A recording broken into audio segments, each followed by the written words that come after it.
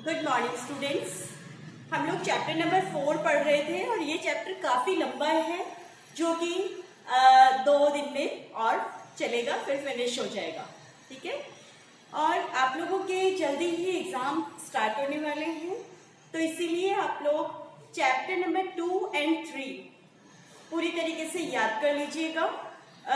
इसके internal questions आएंगे, तो उसके लिए आप दोनों चैप्टर्स को बहुत अच्छी तरीके से रीड करिए और रीड करते करते जो जो आपको इम्पोर्टेंट थिंग्स लगती है उनको आप अंडरलाइन करते जाइए और उन चीज़ों को बहुत ध्यान से पढ़ने के बाद आप उस क्वेश्चन पेपर को सॉल्व इजीली कर पाएंगे।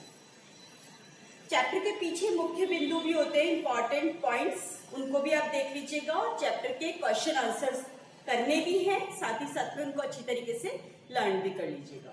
ये सब करने के बाद आपको जो एग्जाम देना है वो वैसा ही है जैसे प्रीवियस एग्जाम हुआ था। ऑनलाइन ऑब्जेक्टिव टाइप क्वेश्चंस आएंगे, तो उसी तरीके से आपको देना है। 20 क्वेश्चंस आएंगे और आप सिलेबस नोट कर लीजिएगा चैप्टर नंबर 2 और 3। ओके, चैप्टर नंबर 4 में आगे बढ़ते हुए हम आज बाघ गुफाओं के बारे में पढ़ेंगे।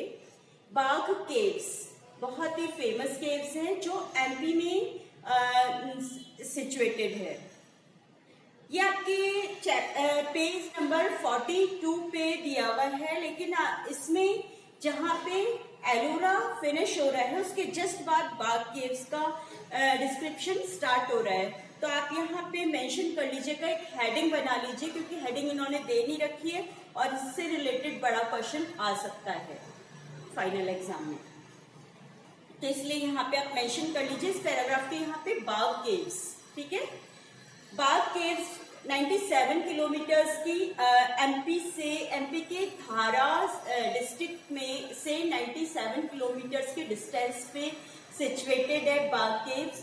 बाघ केव्स की जो ब्यूटी है दैट इज नेचुरल, बट ये नेचुरली मेड नहीं है, ये ह्यूमन बींग्स के थ्रू मेड की गई हैं, जो रॉक्स को कट करके और बनाई गई हैं। बाघ में टोटल 9 केव्स थी, जिसमें से अब केवल 5 केव्स ही बची हैं। 4 केव्स जो हैं वो एटमॉस्फेरिक प्रॉब्लम्स की वजह से, वॉर्स की वजह से या किसी और वजह से डिस्ट्रॉय हो चुकी हैं और अब केवल 5 केव्स हमारे देखने के लिए मौजूद है। 5 केव्स में से केव नंबर 4 जो है वो बहुत ज़्यादा इम्पॉर्टेंट है हमारे आर्ट पॉइंट ऑफ व्यू से। उसको रंग महल कहा जाता है। रंग महल का मतलब मनोरंजक कक्ष होता था, या फिर कह सकते हैं कि एज ए ड्राइंग रूम होता था, जहाँ पे राजा महाराजा आकर और अपना युद्ध की थकावट दूर किया करते थे। इसीलिए उस जगह को बहुत डेकोरेटिव और बहुत अच्छा बनाया जाता था रंग महल को। इसीलिए इसकी इंटीरियर वॉल्स और आउटीरियर वॉल्स बहुत ही खूबसूरत बनाई गई है, जो देखते ही बनती है।